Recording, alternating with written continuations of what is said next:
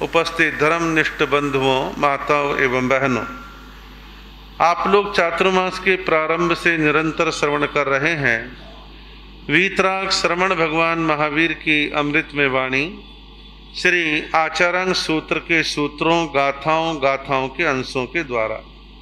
आगे कन्या सूत्र में कहा है, तम्महा पंडिये नो हरि से नो कुप्ते। कहा है कि आत्मज्ञानी साधक को ऊंची या नीची किसी भी स्थिति में ना हर्षित होना चाहिए और ना कुपित होना चाहिए। का आत्मज्ञानी साधक यानी जिस साधु साध्वी श्रावक श्राविका का ध्यान अपनी आत्मा पर है, आत्मा को पहचानने पर है, आत्मा की अनुभूति पर है, आत्मा ही जिसका एम है, उन सबको हम आत्मविद साधक कह सकते हैं। और आत्मविद साधक बनने के लिए ज्ञान की आराधना और ध्यान की आराधना आवश्यक है। ज्ञान प्राप्त करो और इधर जो है ध्यान का अभ्यास करो। दोनों के द्वारा आप आत्मा के निकट पहुंचते हैं, आत्मा की अनुभूति करते हैं, आत्मा के स्वरूप को जानने में आप सक्षम बन पाते हैं। तो यह चेतावनी का सूत्र है कि आत्मविद साधक को ऊंची नीची किसी भी परिस्थिति में ना खुश होना चाहिए, न दुखी होना चाहिए। तो ये दोनों बातें यहाँ पर कही गई हैं। आप कल्पना करें, एक साधु साध्वी या श्रावक श्राविका आत्मा आत्मा आत्मा आत्मा, मैं आत्मा हूँ आदि आदि वो चर्चा करता है, लेकिन एक्चुअल में अंदर से वो जागा नहीं, समझा नहीं है।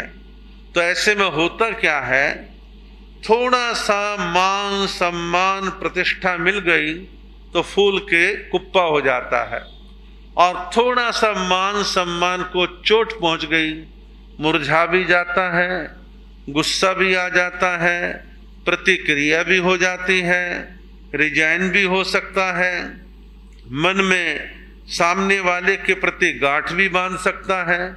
यदि वो सच्चे मायने में आत्म साधक है, और नहीं है तो कोशिश करे, अभी अधूरापन है, कोई दिक्कत नहीं, आगे और बढ़ो और मेहनत करो। यदि कोई वास्तव में अपने आप को सही मायनों में आत्म साधक मानता है तो मान सम्मान में ना हर्षित हो ना कुपित हो। ऐसी बात आती है लाभ और हानि में कि लाभ हो गया तो बहुत चेहरा खिल गया, हानि हो गई तो मुरझा गए।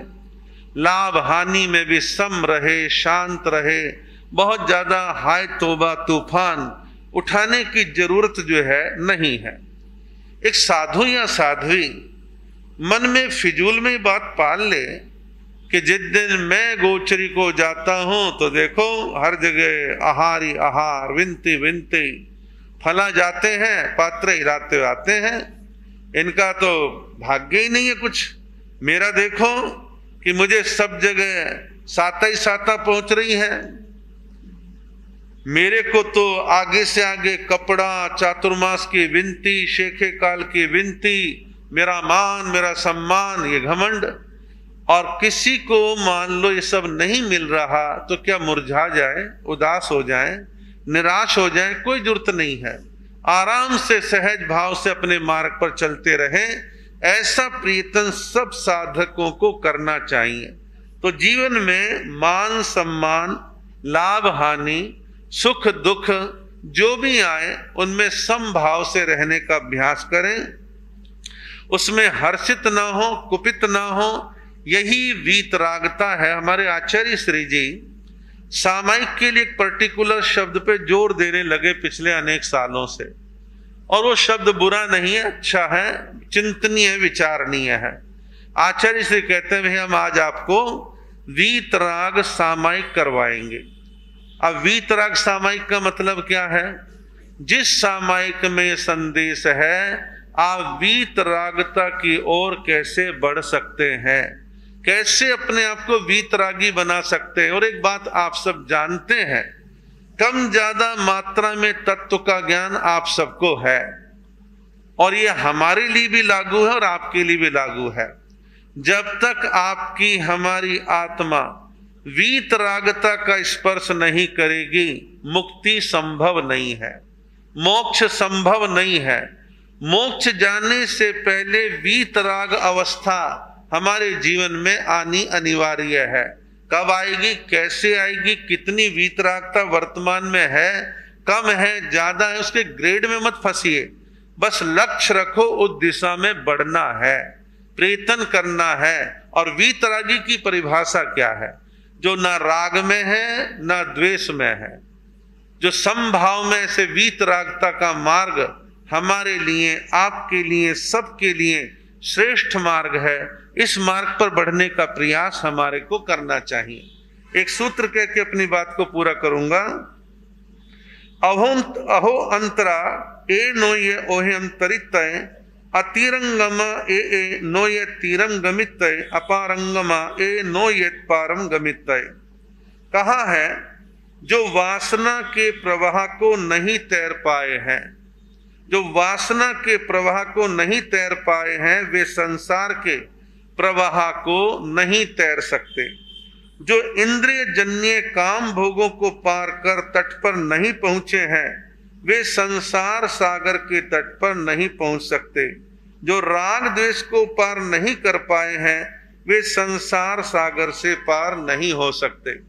या एक साथ कई बातें कह दी हैं। आम आदमी वासना को लेकर के, इसकी परिभाषा को लेकर कंफ्यूज रहता है। एक सिंपल सी तो परिभाषा यही है, पांचों इंद्रियों के विषय में फंसना, इसे भी वासना कहते हैं। चाह, लालसा, कामना, तृष्णा, इसको भी जो है लालसा वासना कहा गया है। तो ऐसी कोई भी वासना है, जब तक हम इसको पार नहीं करेंगे तो संसार सागर को पार करने की कल्पना थोथी है, अभी अधूरी है और कमजोर है। उसको पार करने के लिए पहले हम पांचों इंद्रियों के विषयों पर कंट्रोल करने का, संयम करने का अभ्यास प्रयास करें। बहुत सारे लोग अपनी अपनी ताकत, अपनी अपनी क्षमता के अनुसार समय समय पर नियम, प्रत्याख्यान आदि करते हैं। अब इंद्रियों की वासनाओं को पार करने के लिए यदि सही मायनों में आपको आध्यात्मिक ज्ञान है और सही मायने में आपको ध्यान सध रहा है, तो आप उस दिशा में आसानी से पहुंच जाएंगे। और यदि आपका ध्यान नहीं सध रहा है तो आप बाहर की दुनिया में घूमेंगे, परेशान भी होंगे, वो आकर्षित भी करेंगे। तो हम ज्ञान, ध्यान, अभ्यास ये सब निरंतर अपने जीवन में बना करके रखें। लास्ट में कहा कि राग द्वेष को पार करे बिना इस संसार सागर को पार नहीं किया जा सकता। जो अभी अभी मैंने कहा कि वीतरागता यानी राग द्वेष को जीत के ही तो वीतरागी बनेंगे। तो राग द्वेष को जीत के वीतरागी बनेंगे, तब ये आत्मा संसार सागर को पार करने में सक्षम बन पाएगी। हम अपनी चाह, कामना, इच्छा, लालसा को जितना घटा लें उतना अच्छा है। हालांकि वो घटना पूरे दुनिया को ज्ञात हो चुकी है, कोई इसमें रहस्य वाली बात भी नहीं है। लेकिन कल किसी व्यक्ति ने उसको आध्यात्मिक पुट दे करके नए अंदाज में प्रस्तुत किया, मैंने उसको सुना। अभी आपने सबने देखा कि दुनिया के 5 बड़े उद्योगपति, सरमाएदार, पैसे वाले लोग 2.5 करोड़ रुपया दे करके पनडुब्बी में बैठ करके टाइटैनिक का 100 साल पुराना मलबा देखने के लिए गए। दुर्घटना घटी, नीचे के नीचे रह गए और वहां मर गए। पैसा खर्च करके वहां गए, संकट मोल लिया और मौत आ गई। हालांकि वो व्यक्ति कोई अमर थोड़ी ना थे, जाने का निमित्त कारण वो बनना था। लेकिन आप लोग भी कई बार अपनी चाहत को इतना फैला लेते हैं, इतनी कामनाओं का जाल फैला लेते हैं, लाखों रुपया खर्च करके इधर उधर कई जगह पर जाते हैं। कोई कुल्लू मनाली फंस जाता है, अटक जाता है, कहीं रेस्क्यू ऑपरेशन चलाने पड़ते हैं, कहीं कुछ है। आप बाहर की दुनिया ना घूमे, मैं ऐसा नहीं कह रहा, लेकिन अनावश्यक इच्छाओं को भी रोकने का आप एक लक्ष्य बना करके चलें कि इच्छाओं के जाल को हमें ज्यादा नहीं फैलाना है, सीमित रहना है। और यदि आपके पास भौतिक साधन है तो आप भौतिक साधनों को चैरिटी में, भलाई में, परोपकार में जो आपके चित्त को सुकून देगा और आपके जीवन को सुंदर बनाएगा। ऐसे प्रयत्न आप लोगों को अपने जीवन के अंदर करने का भाव रखना है।